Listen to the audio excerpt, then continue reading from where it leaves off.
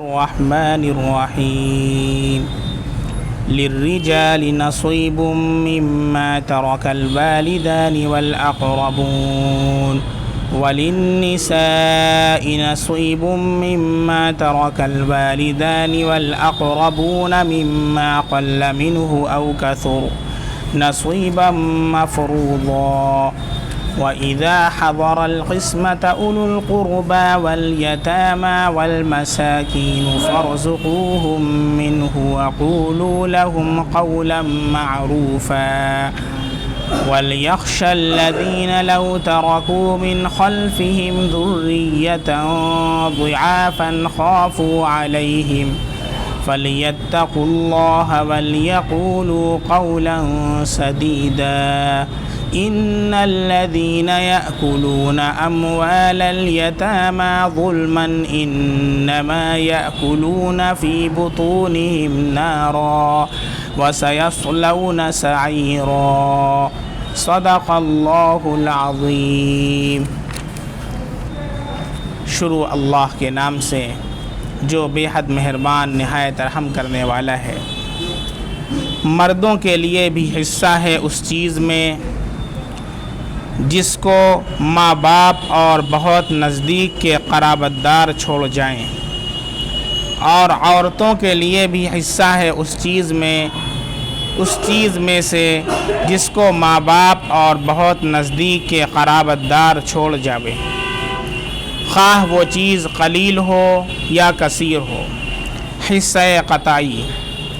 اور جب وارثوں میں ترکہ کے تقسیم ہونے کے وقت موجود ہوں رشتہ دار دور کے اور یتیم اور غریب لوگ، تو ان کو بھی اس ترکہ میں سے جس قدر بالغوں کا ہے کچھ دے دو اور ان کے ساتھ خوبی سے بات کرو۔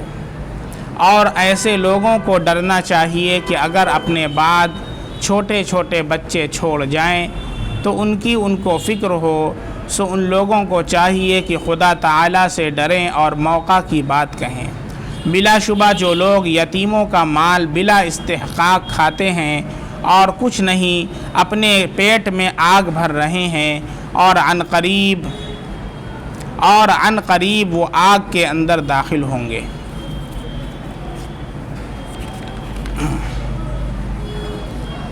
سورۃ النساء کی آیت نمبر 7، 8، 9 اور 10 یہ 4 آیات آپ کے سامنے تلاوت کی گئی ہیں۔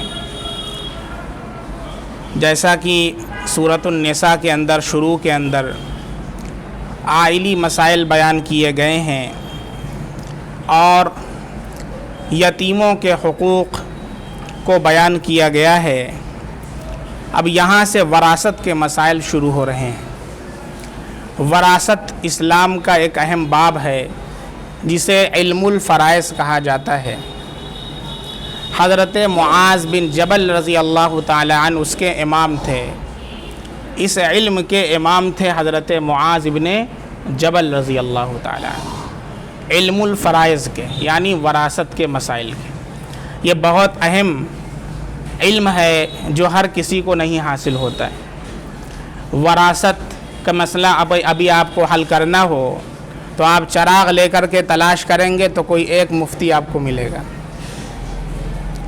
ویسے تو سارے لوگ مفتی بن جاتے ہیں، لیکن جب طلاق کے مسائل آئیں گے، وراثت کے مسائل آئیں گے تو وہ مفتی گیری بھول جاتے ہیں۔ تو فتویٰ دو تو ہر چیز کے اندر دو۔ جو لوگ ہر مسئلے کے اندر اپنی زبان کھولتے ہیں انہیں چاہیے کہ وراثت کے مسائل بھی بیان کریں۔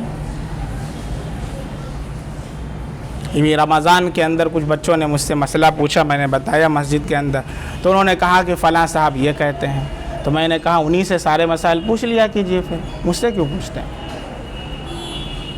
آپ کے نزدیک کوئی جو بااعتماد آدمی ہو آپ اس سے مسئلہ پوچھیں۔ جیسے ہم بیمار ہوتے ہیں تو جو سب سے اچھا ڈاکٹر ہم سمجھتے ہیں، جس پر ٹرسٹ کرتے ہیں، اس کو ہم دکھاتے ہیں، اس سے علاج کرتے ہیں۔ ایسے ہی اگر ایک صاحب یہ کہہ رہے ہیں تو آپ کو ان پر ٹرسٹ ہے تو انہی سے آپ سارے مسائل پوچھا کریں، وراثت کے مسائل، طلاق کے مسائل، علم الفرائض کے مسائل، تجارت کے مسائل، سارے ان سے پوچھا کریں۔ سارے مسائل میں تو منہ بند رہتا ہے، ایک مسئلے میں منہ کھل جاتا ہے، اس کا کیا مطلب ہے؟ تو پھر افتاء کا مطلب کیا ہو جائے گا؟ عالم کا مطلب کیا رہ جائے گا؟ اگر سب لوگ دوا دینا شروع کر دیں تو پھر ڈاکٹر جو ہیں وہ ڈاکٹر کی پڑھائی کا مطلب کیا رہ جائے گا؟ پھر ڈاکٹر کو چاہیے کہ ان کو ہٹا دیا جائے، اور اتنے پیسے MBBS کے اندر خرچ ہوتے ہیں ان سب کو ختم کر دیا جائے، سب لوگ گوگل دیکھ کر کے دوا دینا شروع کر دیں، میڈیکل سے دوا کھانے لگیں، کیا حال ہوگا سب کا؟ یہی حال دین کا ہم نے کر رکھا ہے، گوگل کو دیکھ کر کے مسائل بتا رہے ہیں۔ کوئی ایڈوکیٹ صاحب ہیں، ان کا کام ہے وکالت کرنا، وہ مفتی بنے بیٹھے ہیں۔ کوئی انجینئر صاحب ہیں، ان کا کام ہے کنسٹرکشن کا کام کروانا، وہ مفتی صاحب بن گئے۔ جیسے بنیا کا کام ہے آٹا دال چاول بیچنا، اور وہ پیراسیٹامول بیچنے لگے، اور میڈیکل والوں کا کام دوا بیچنا، وہ آٹا دال چاول بیچنے لگے، تو لوگ کہیں گے لگ رہا ہے آج اسکرو تھوڑا سا ڈھیلا ہو گیا۔ یہی صورتحال آج امت کی بن چکی ہے۔ کوئی انجینئر ہے تو ویڈیو بنا کے مسائل اپلوڈ کر رہا ہے، اور امت یہ کہہ رہی ہے ارے انجینئر صاحب کہہ رہے ہیں، انجینئر صاحب کا کام ہے کنسٹرکشن کریں، وہ ان کا کام دین کا مسئلہ بتانا ہے نہیں۔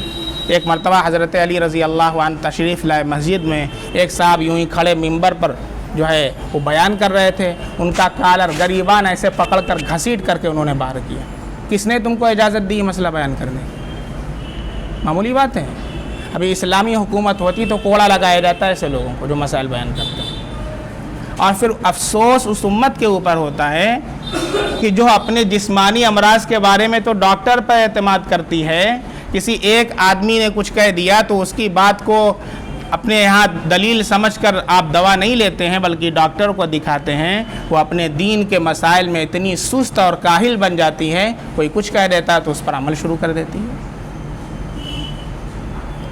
دین زیادہ اہم ہے دنیا سے، اس لیے یہاں سے وراثت کے مسائل شروع ہو رہے ہیں، اس کو بہت پابندی کے ساتھ سنیں، اور وراثت کے اندر کوتاہی بہت ہوتی ہے، اور اس کے جاننے والے بھی بہت کم رہ گئے ہیں، چونکہ قیامت عنقریب ہے، اس لیے دھیرے دھیرے، یہ اللہ کے نبی کی حدیث ہے، ان اللہ یقبض العلم بقبض العلماء، اللہ رب العزت علم کو اٹھائیں گے تو ایسا نہیں ہوگا کہ علم کوئی چڑیا کی شکل میں ہے یا کہیں پیک ہے تو اس کو اللہ نے اٹھا لیا، بلکہ علماء دھیرے دھیرے اٹھتے چلے جائیں گے۔ اس طرح ایک عالم بھی ایسا نہیں رہے گا کہ جو مسائل بیان کر سکے، اس طرح پوری دنیا سے علم کا خاتمہ ہو جائے گا۔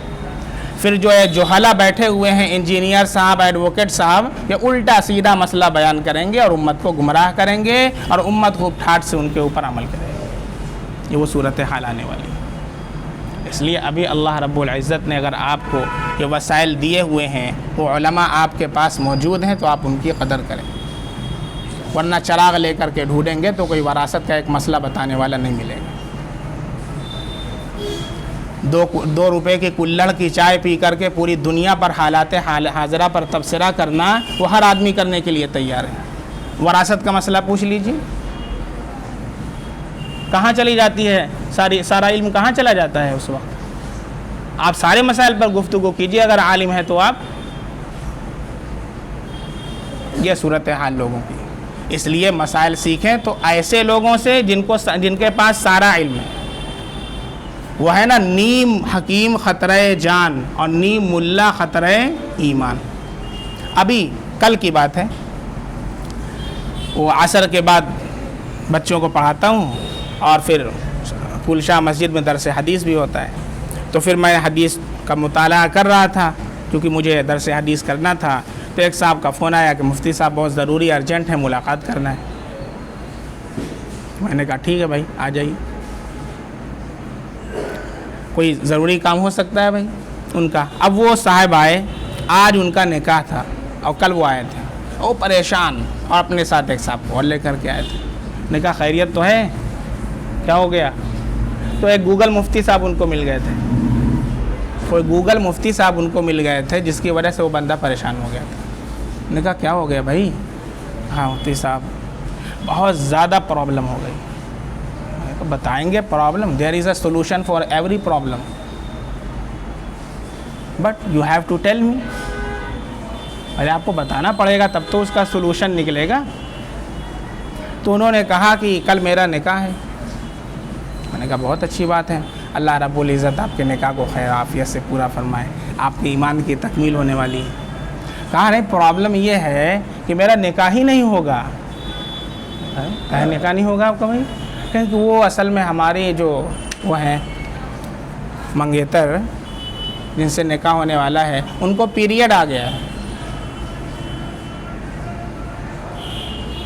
ان کو ماہواری آ گئی ہے, اس لیے گوگل مفتی صاحب نے ان کو بتا دیا ہے کہ تیرا تو نکاح ہی نہیں ہوگا.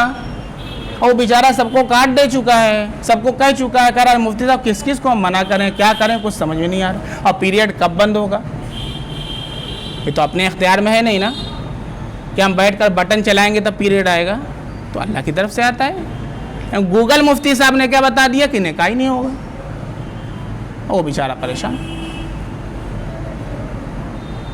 تب میں نے مسئلہ بتایا, میں نے کہا اچھا کہ تو آ گیا, ورنہ ایسے ایسے دین کے مکار اور عیار گھوم رہے ہیں کہ وہ تیرے دین کو بھی ضائع کر دیں گے اور تجھے جہنم تک پہنچا دیں گے.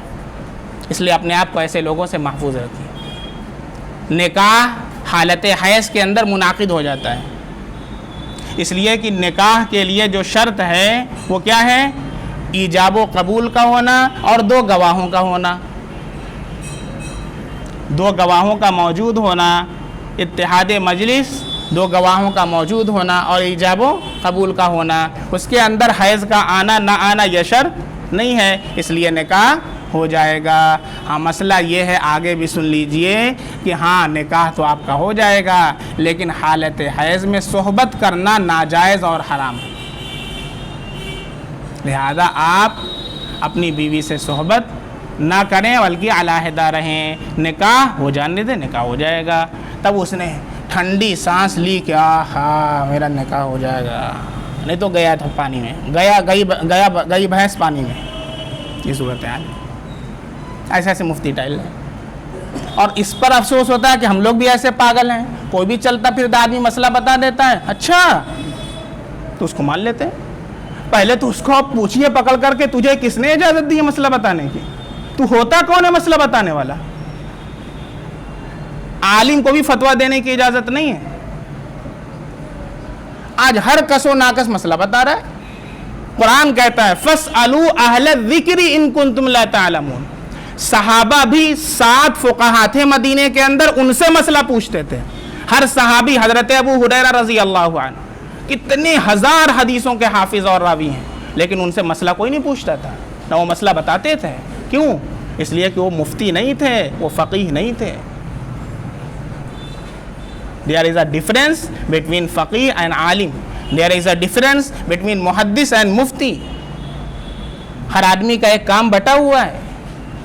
چھوٹی سی چیز ہم لوگ نہیں سمجھتے. ایک آدمی چلا گیا کہیں پر, گھوم ٹہل کے آ گیا تو مسئلہ بتانے لگا, عجیب صورتحال ہے, اور ہمیں اس کی بات کو ماننے لگتے ہیں. تو کتنے بڑے پرابلم سے بیچارہ بچا, نہیں تو بھینس پانی میں چلی گئی تھی. یہ صورتحال سب کے ساتھ. اللہ تعالی حفاظت فرمائے. تو پھر اس کے بعد یہ حدیث آئی, کل جو حدیث پڑھی گئی تھی اس حدیث میں یہ بات آئی, تو میں نے اللہ کا شکر ادا کیا. ایک مسلمان کے دوسرے مسلمان پر 6 حقوق ہیں. ان میں سے ایک حق یہ بھی ہے وَإِذَا اسْتَنصَحَكَ فَانصَحْ لَهُ. جب وہ تجھ سے کوئی خیر مشورہ طلب کرے, خیر خواہی کا, تو تو اسے مشورہ دے, نصیحت کرے, اگر تو اس لائق ہے. نصیحت کرنا چاہیے. اگرچہ وہ میرے مطالعے کا وقت تھا, لیکن میں نے اسی لیے ان کو بلا لیا. ہو سکتا ہے بیچارے کا کوئی اہم مسئلہ ہو, اور دیکھیے کتنا بڑا مسئلہ تھا اگر میں نے منع کر دیا ہوتا. جبکہ مطالعے کے وقت میں کسی کا فون نہیں اٹھاتا, چونکہ مطالعے کا وقت رہتا ہے. بات سمجھ میں آ رہی ہے؟ اس لیے حضرت عمر رضی اللہ عنہ کا غالباً قول ہے کہ جب تم دین لو تو دیکھو کس سے تم دین لے رہے ہو. فَانْظُرُوا عَمَّنْ تَأْخُذُوا دِينَكُمْ. غور کرو, دیکھو کہ تم اپنا دین کس سے حاصل کر رہے ہو. کسی معتبر مفتی سے حاصل کر رہے ہو یا کسی ڈاکٹر سے حاصل کر رہے ہو جس کا کام دوائی دینا, اس سے اپنا دین حاصل کر رہے ہو. حضرت عمر رضی اللہ عنہ کا قول ہے. بات سمجھ میں آ رہی؟ اب یہاں سے جو وراثت کے مسائل شروع ہو رہے ہیں, یہ بہت اہم مسائل ہیں. یہ سمجھ لیجئے کہ شریعت کا بہت اہم باب ہے. جس سے اکثر مسلمان غافل ہیں، کوتاہ ہیں. اچھے اچھے دیندار، داڑھی رکھنے والے، ٹوپی پہننے والے، کرتا پاجامہ شرعی لباس میں رہنے والے بھی اس مسئلے کے اندر بہت زیادہ کوتاہ ہیں، اور اللہ کے ہاں اس کی پوچھ ہوگی اور سب کو جواب دینا ہے. سب سے پہلے یہ سمجھیں کہ جب کسی کا انتقال ہوتا ہے تتعلق 4 حقوق بالمیت، تو اس کے ساتھ 4 طرح کے حقوق متعلق ہوتے ہیں. کتنے حقوق متعلق ہوتے ہیں؟ 4. تھوڑا زور سے بولیے. ہاں ہم یہ بول رہے ہیں، میرا منہ سوکھ رہا ہے تو پانی لینے گئے یہاں سے. ارے بھائی اللہ تعالیٰ ان کو آب کوثر کا جام پلائے، ماشاءاللہ بیچارے بہت پابندی سے پانی پلاتے ہیں. بسم اللہ. تھوڑا سا چھوڑ دیا.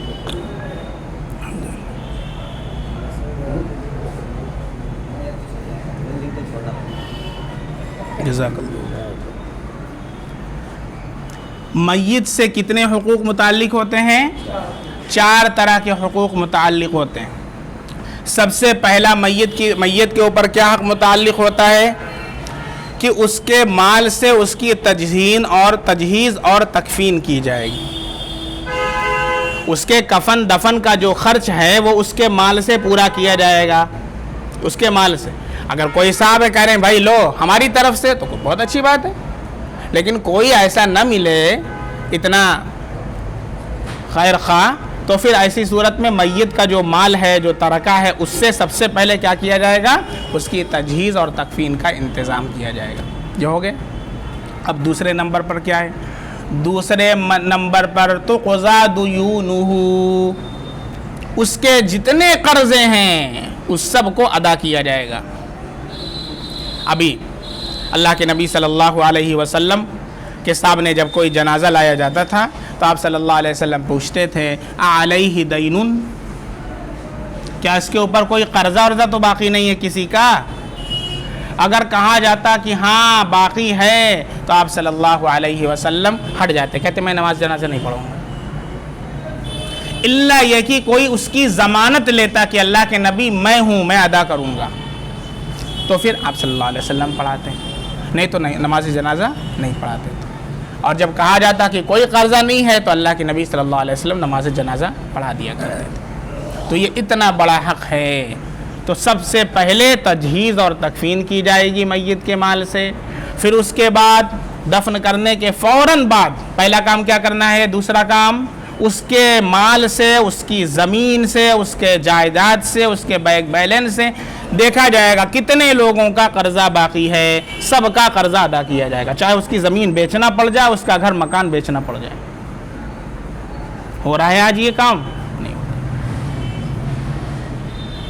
قرضہ ادا کرنے کی کسی کو فکر نہیں ہے، لیکن جائیداد پر قابض ہونے کے لیے سارے ورثہ تیار بیٹھے ہوئے ہیں. اس لیے کہتے ہیں اپنی زندگی میں اپنا قرضہ ادا کر دیجئے، کیونکہ مرنے کے بعد اولاد قرض نہیں ادا کرے. اور آپ کے پاس اتنی طاقت نہیں ہوگی کہ آپ آ کر کے اپنے زمین سے، اپنے جائیداد سے اس کو قرضہ دیں. لہذا اس کی وجہ سے آپ کو گناہ ملے گا، آپ کو عذاب ہوگا. تو یہ کام نہ کریں اللہ کے واسطے، چاہے 1 روپے کی چائے ہی کیوں نہ ہو. جو چھوڑ ہم نے پی رکھا ہے جلد از جلد اس کو ادا کر دیں، آج کے آج ادا کر لیں. کیوں بقایا رکھا ہے آپ نے؟ کبھی بغیر ٹکٹ کے آپ نے سفر کیا ہو تو ابھی جا کر کے اتنے پیسے کا ٹکٹ خرید کر کے اس کو پھاڑ دیں تاکہ وہ پیسہ وہاں پہنچ جائے، قرضہ اپنے اوپر باقی نہ رہے. اور اگر کوئی قرضہ ہے تو اس کو ڈائری پر نوٹ کر لیں، وصیت کر دیں کہ میرے مرنے کے بعد سب سے پہلے یہ کام کیا جائے گا، میں ادا نہیں کر سکا. 2 کام ہو گیا. تیسرا حقوق کیا ہے؟ تیسرا حق یہ ہے کہ اگر میت نے کوئی وصیت کی ہے، کوئی وصیت کی ہے تو اس وصیت کو اس کے 1/3 مال سے نافذ کیا جائے گا. جیسے اگر اس نے 3 لاکھ چھوڑا ہے تو اس نے وصیت کی ہے کہ بھائی میں مسجد کے بنوانے میں میرا پیسہ دے دیا جائے، تو ایسا نہیں کہ 3 لاکھ مسجد کے بنوانے میں دے دیا جائے. اس نے جو وصیت کی، اس کی وصیت کتنے مال سے نافذ کی جائے گی؟ 1/3 مال سے. 1 حصے میں جتنا بھی اس کا 3 حصہ کر کے ثلث مال سے اس کی وصیت کو نافذ کیا جائے گا. جب یہ کام ہو جائے گا پھر چوتھے نمبر پر جو اس کے ورثہ ہیں ان ورثہ کے اندر اس کی وراثت کو، اس کی جائیداد کو، اس کے بینک بیلنس کو تقسیم کیا جائے گا شریعت کے مطابق۔ یہاں پر جو بیان ہوگا یہ میت سے جو چوتھا حق متعلق ہوتا ہے اس کا بیان ہوگا، اور پہلا حق جو ہے اور دوسرا حق اور تیسرا حق یہ علم الفرائض کی جو کتابیں ہیں جیسے سراجی وغیرہ اس میں بیان کیا گیا۔ بات کچھ سمجھ شریف میں آ رہی ہے؟ یہاں پر سنیں، اسلام سے پہلے یہ جو اسلام نے لڑکیوں کو حق حصہ دیا ہے یہ اسلام سے پہلے کسی نے نہیں دیا۔ آج جو لوگ کہتے ہیں کہ اسلام عورتوں پر ظلم کرتا ہے انہیں چاہیے کہ وہ اپنے پھر سے ہسٹری پڑھیں اور تاریخ کا مطالعہ کریں۔ اسلام سے پہلے نہ عورتوں کو کوئی حصہ دیتا تھا، نہ بچیوں کو دیتا تھا، نہ بچوں کو دیتا تھا، نہ بالغ اولاد کو دیتا تھا، کوئی حصہ نہیں تھا کسی کو، سب کے سب کو محروم کر دیا جاتا تھا۔ اسلام آیا ہے تو سب سے پہلے اللہ کے نبی صلی اللہ علیہ وسلم نے میراث کے اندر، جائیداد کے اندر، وراثت کے اندر عورتوں کے حصے بیان فرمائے ہیں، اور اللہ رب العزت نے بڑی تفصیل سے سورہ نساء کے اندر عورت کا کتنا حصہ ہوگا، بچے کا کتنا حصہ ہوگا، بچی کا کتنا حصہ ہوگا، دادا کا کتنا، دادی کا کتنا، وراثت کے مسائل اللہ رب العزت نے بیان فرما دیے۔ یہ تنہا اسلام ہے جس نے عورتوں کو ان کا حق دیا ہے، ورنہ سارے مذاہب کیا کرتے تھے، عورتوں کو ان کے حصے سے محروم کر دیا کرتے تھے۔ چنانچہ عربوں کا یہ قاعدہ تھا کہ وراثت کا حقدار وہ ہے کہ جو جنگ کرنے کی صلاحیت رکھتا ہے۔ اب جنگ کرنے کی صلاحیت کون رکھتا ہے؟ جنگ لڑتا کون ہے؟ عورت نہیں جاتی۔ چھوٹا بچہ ہے اس کے اندر بھی صلاحیت نہیں ہے، جو جوان ہے وہی جائے گا، اس کے اندر لڑنے کی صلاحیت ہے، وہ مال غنیمت وصول کرتا ہے۔ تو کیا انہوں نے قاعدہ بنایا تھا مال غنیمت جو وصول کرتا ہے، جو جنگ لڑتا ہے اس کو وراثت ملے گی بس، اور کسی کو نہیں ملے گی۔ چنانچہ اسی پر عمل ہوتا تھا، اور ابھی اسلام کے اندر وراثت کے مسائل نہیں بیان کیے گئے تھے، آیت میراث نازل نہیں ہوئی تھی کہ ایک واقعہ عرب کے اندر پیش آیا۔ ایک شخص تھے جن کا نام تھا اوس ابن ثابت، اوس ابن ثابت، ان کا انتقال ہو گیا، اور انہوں نے اپنے ورثہ کے اندر 2 بچیاں چھوڑیں، ایک بچہ وہ بھی نابالغ اور ایک بیوی، انتقال ہو گیا۔ اب عربوں کا قاعدہ کیا تھا؟ وراثت کسے ملے گی؟ جو جنگ کے اندر جائے، لڑائی کرے، مقابلہ کرے، جوان ہو، اسے وراثت ملے گی۔ لہذا اس قاعدے سے دیکھا جائے نہ تو ان کی بیوی کو وراثت ملے گی چونکہ عورت جنگ نہیں کرے گی، نہ تو ان کے دونوں بچیوں کو چونکہ وہ بھی بچی ہے، نہ ان کے نابالغ بچے کو کیونکہ وہ نابالغ ہے، ابھی بالغ نہیں ہوا ہے۔ لہذا ان کے 2 چچا زاد بھائی تھے، وہ آئے اور ان کے جتنی پراپرٹی، جائیداد وغیرہ تھی سب کے سب پر قبضہ کر لیا۔ ان کی بیوی روتی رہیں اور کہتی رہیں کہ ارے اللہ کے واسطے کم سے کم اتنا تو کرو کہ میری ان 2 بیٹیوں سے تم لوگ نکاح کر لو، کم سے کم ان کا بوجھ تو میرے اوپر سے کم ہو جائے گا۔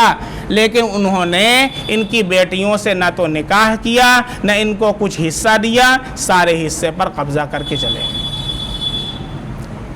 ان کا روتے روتے برا حال۔ لہذا دوسرے دن وہ اللہ کے نبی صلی اللہ علیہ وسلم کے پاس آئے، آپ صلی اللہ علیہ وسلم کی خدمت میں آئیں اور اپنے مسائل بیان کیے کہ اللہ کے نبی ایسا مسئلہ ہے، میرے شوہر کا انتقال ہو گیا ہے، اور 2 چچا زاد بھائی آئے اور سارے مال پر قابض ہو گئے، میں کیا کروں؟ میرا ایک چھوٹا بچہ ہے، میری 2 بچیاں ہیں، میرے پاس کچھ کھانے پینے کو نہیں۔ اللہ کے نبی صلی اللہ علیہ وسلم بہت غمگین ہوئے سن کر کے، لیکن چونکہ کوئی آیت نازل نہیں ہوئی تھی میراث کے بارے میں، اس لیے آپ کیا کہیں؟ آپ نے خاموشی اختیار کی۔ ایسے مواقع پر آپ خاموشی اختیار کرتے تھے، اور آپ کو یقین تھا کہ اللہ کوئی حکم ضرور نازل فرمائیں گے۔ چنانچہ حضرت جبریل علیہ السلام کو اللہ نے بھیجا اور انہوں نے یہ آیت نازل فرمائی۔ کیا فرمایا؟ لِلرِّجَالِ نَصِيبٌ مِّمَّا تَرَكَ الْوَالِدَانِ وَالْأَقْرَبُونَ وَلِلنِّسَاءِ نَصِيبٌ مِّمَّا تَرَكَ الْوَالِدَانِ وَالْأَقْرَبُونَ مِمَّا قَلَّ مِنْهُ أَوْ كَثُرَ نَصِيبًا مَّفْرُوضًا۔ مردوں کے لیے بھی حصہ ہے اس چیز میں سے جس کو ماں باپ اور بہت نزدیک کے قرابت دار چھوڑ جائیں، اور عورتوں کے لیے بھی حصہ ہے اس چیز میں سے جس کو ماں باپ اور بہت نزدیک کے قرابت دار چھوڑ جائیں۔ دیکھیں اللہ نے دونوں کو الگ الگ بیان کیا۔ اللہ تعالیٰ اس طرح بھی کہہ سکتے تھے لِلرِّجَالِ وَلِلنِّسَاءِ نَصِيبٌ مِّمَّا تَرَكَ الْوَالِدَانِ وَالْأَقْرَبُونَ۔ نہیں، اللہ نے دیکھیے کیا انداز اختیار کیا ہے، اور اس کو اچھا لگے گا جس کو عربی سمجھ میں آتی ہوگی۔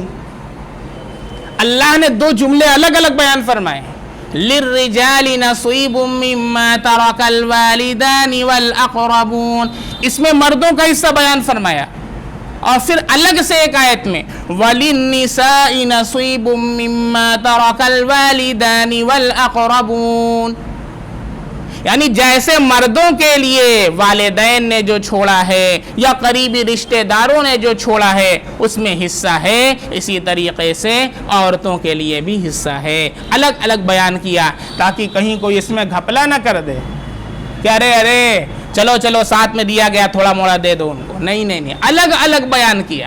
اور پھر دیکھیں یہاں دو چیزیں ہیں، معیار دو چیزیں ہیں، نمبر 1 والدین، نمبر 2 اقربون۔ نمبر 1 والدین، نمبر 2 اقربون، یعنی ایک رشتہ ولادت ہے اور ایک رشتہ قرابت ہے۔ غور کیجئے گا، یہ بہت اہم مسائل ہیں، یہ سب مسائل آپ کو کہیں نہیں ملیں گے، مدارس میں پڑھائے جاتے ہیں، لیکن میں بہت حل کر کے بہت آسان کر کے آپ کے سامنے بیان کر رہا ہوں، اور یہ سیکھنا وراثت کے مسائل تاکہ ہم اپنے مسائل صحیح سے حل کر سکیں۔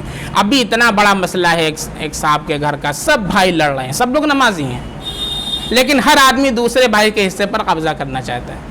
یہ ایسا مسئلہ ہے جس میں اچھے دیندار ملوث ہیں۔ اچھی طرح یاد رکھیے، دینداری نام بیان کرنے کا نہیں ہے، دینداری نام جو ہے وہ نماز پڑھنے کا نہیں ہے، دینداری نام کیا ہے؟ دین کے 5 شعبوں پر عمل کرنے کا، ایمانیات، عبادات، معاملات، معاشرت، اخلاقیات، ان 5 شعبوں کو اپنی زندگی میں داخل کرنا ہے بھائی۔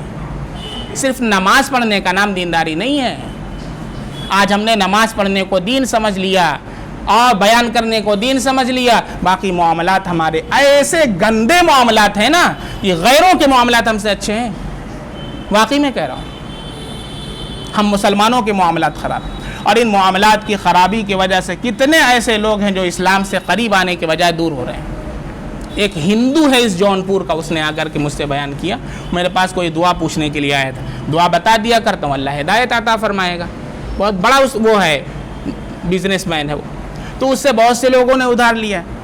غیر مسلم لینے والے، وہ بتایا کہ 20% ہیں، 80% مسلمان ہیں، غیروں نے تو میرا پیسہ واپس کر دیا، لیکن جتنے مسلمانوں نے لیا اکا دکا کے علاوہ سارے کے سارے کھا کر بیٹھ گئے، نہیں واپس کرنے والے،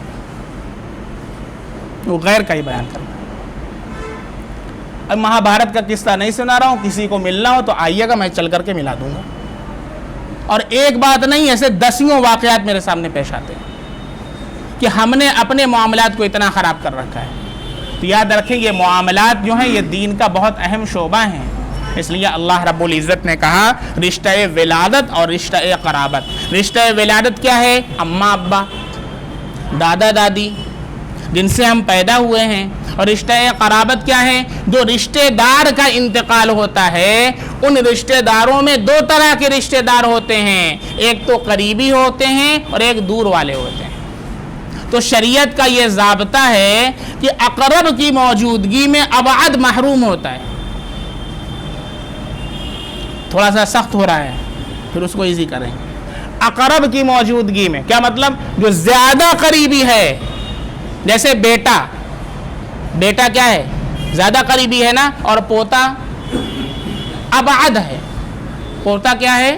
یہ دور والے رشتہ دار ہے اگرچہ وہ بھی، لیکن پوتا دور کا رشتہ دار ہے، اور بیٹا یہ قریبی رشتہ دار ہے۔ لہذا اگر انتقال ہو گیا کسی شخص کا انتقال ہو گیا، اس کا بیٹا بھی ہے پوتا بھی ہے، تو بیٹے کو وراثت ملے گی، پوتا محروم ہوگا، پوتے کو وراثت نہیں ملے گی۔ مسئلہ سمجھ میں آ رہا ہے؟ یہ ایک ایک ضابطے سے ہزاروں مسائل نکلتے ہیں، اور رات و دن ایک کر کے علماء نے ضابطے اور قواعد بنائے ہیں، اور وہ قواعد منہ زبانی یاد کرائے جاتے ہیں، پوری رات قربان کرنا پڑتا ہے بھائی۔ قواعد الفقہ کے نام سے اتنے موٹے قواعد کی کتاب آتی ہے، ہفتہ کے سال میں منہ زبانی یاد کرائی جاتی ہے وہ کتاب، ایک ایک قواعد کے اوپر، ایک ایک قاعدے کے اوپر سینکڑوں مسائل نکلتے ہیں، ایک ایک قاعدے کے اوپر ہزاروں مسائل نکلتے ہیں، ایک ایک قاعدے کے اوپر۔ وراثت کا یہ قاعدہ جو ہم نے آپ کو بتایا، اس کو یاد رکھیں گے تو بہت سے مسائل اس سے مستنبت ہوں گے۔ تو اللہ رب العزت نے دو چیزیں بتائی ہیں، ایک ہے رشتہ ولادت اور ایک ہے رشتہ قرابت، یعنی والدین کا انتقال ہوتا ہے تو والدین جن بچوں کو بچیوں کو چھوڑ کر کے جاتے ہیں، اسی طریقے سے کسی رشتہ دار کا انتقال ہوتا ہے، وہ جن لوگوں کو چھوڑ کر کے جاتے ہیں ان میں مردوں کا بھی حصہ ہوگا اور عورت کا بھی حصہ ہوگا، لیکن اقرب کی موجودگی میں ابعد کیا ہو جائے گا؟ محروم ہو جائے گا۔ اس کو ذہن میں رکھیے گا۔ پھر فرمایا مما قل منہ او کثر، مما قل منہ او کثر، ایک رائی کا دانہ بھی چھوڑا ہے نا تو اس میں بھی وراثت نافذ ہوگی۔ ایسا نہیں ہے کہ بہت سے لوگوں نے سمجھا کہ ارے وہ چمچ ہے اور وہ معجون ہے اور وہ فلاں چیز ہے، وہ تو بڑے والے صاحبزادے نے اپنے پاس رکھ لیا، کہ وراثت تو مکانوا میں ہوگی نا، یہ معجونوا میں کون وراثت ہے؟ ارے بھیا ایک چمچ کے اندر بھی وراثت ہے، ایک چمچ کے اندر بھی وراثت ہے، اور بغیر وراثت تقسیم کیے ہوئے اس کا استعمال کرنا ناجائز اور حرام ہے۔ اب آپ ذرا اس مسئلے پر غور کریں کہ امت کتنے حرام کے اندر مبتلا ہے، اور پھر ہم کہتے ہیں اللہ کی مدد نہیں آتی۔ کیسے اللہ کی مدد آئے گی بھائی؟ 99% امت اس وقت حرام کے اندر مبتلا ہے۔ ابا کا انتقال ہو گیا، جتنے بھائی ہیں وراثت تقسیم نہیں ہوئی ہے، بغیر تقسیم کیے استعمال کر رہے ہیں، ناجائز حرام ہے۔ کتنے لوگ ہوں گے بتائیں؟ پورے جونپور میں آپ صرف بتا دیں، اگر آپ گننے چننے پر آئیں گے تو شاید 10 لوگ ملیں۔ جھوٹ کہہ رہا ہوں میں؟ 10 لوگ شاید آپ گن پائیں، اور مجھے بتا دیجئے آپ، میں بھی جا کر کے ملاقات کر لوں۔ نہیں ہو رہا ہے؟ حضرت مولانا مفتی شفیع صاحب رحمۃ اللہ علیہ جو پاکستان کے مفتی اعظم تھے، ان کا انتقال ہوا تو ان کے جو 2 صاحبزادے حضرت مولانا مفتی تقی عثمانی صاحب اور حضرت مولانا مفتی رفیع عثمانی صاحب اور لوگ تھے، ان کے گھر کے جو اور ورثہ تھے موجود تھے۔ چونکہ مفتی صاحب کے پاس ان کے جو شیخ تھے ڈاکٹر عبدالحی عارفی صاحب، ان کا آنا جانا رہتا تھا، تو جب وہ آیا کرتے تھے تو مفتی شفیع صاحب ان کو اپنے معجون میں سے کھلایا کرتے تھے، اور ان کے دوست تھے، ان کو اپنے معجون میں سے نکال کر کے ایک چمچ کھلایا کرتے تھے۔ انتقال ہو گیا، انتقال کے بعد جب وہ تعزیت کے لیے آئے حکیم صاحب ڈاکٹر عبدالحی عارفی صاحب، تو ان کے بچوں میں سے کسی نے بھی ایسے ہی معجون نکال کر کے کھلانا چاہا۔ حضرت نے سختی سے منع کیا اور کہا کہ زندگی کے اندر تو میں کھا سکتا تھا، لیکن ابھی وراثت تقسیم نہیں ہوئی ہے، وراثت تقسیم نہیں ہوئی ہے، اس ایک چمچ معجون کا تمہارا کھلانا میرے لیے جائز نہیں ہے۔ ہاں وراثت تقسیم ہو جائے اور تقسیم ہونے کے بعد اگر یہ معجون تمہارے حصے کے اندر آئے تو میں کھا سکتا ہوں۔ یا دوسری شکل یہ ہو سکتی ہے کہ تمام ورثہ اس کے اوپر راضی ہوں کہ ہاں آپ مجھے یہ سیب کھلا دیں، جتنے ورثہ ہیں سب لوگ اس پر راضی ہیں کہ ابا نے یہ سیب چھوڑا تھا، ایک صاحب ان کے لیے ہدیہ لے کر کے آئے تھے بیماری کے ایام میں اور سرہانے رکھا ہوا تھا، انتقال ہو گیا، اب اس سیب پر بھی وراثت جاری ہوگی۔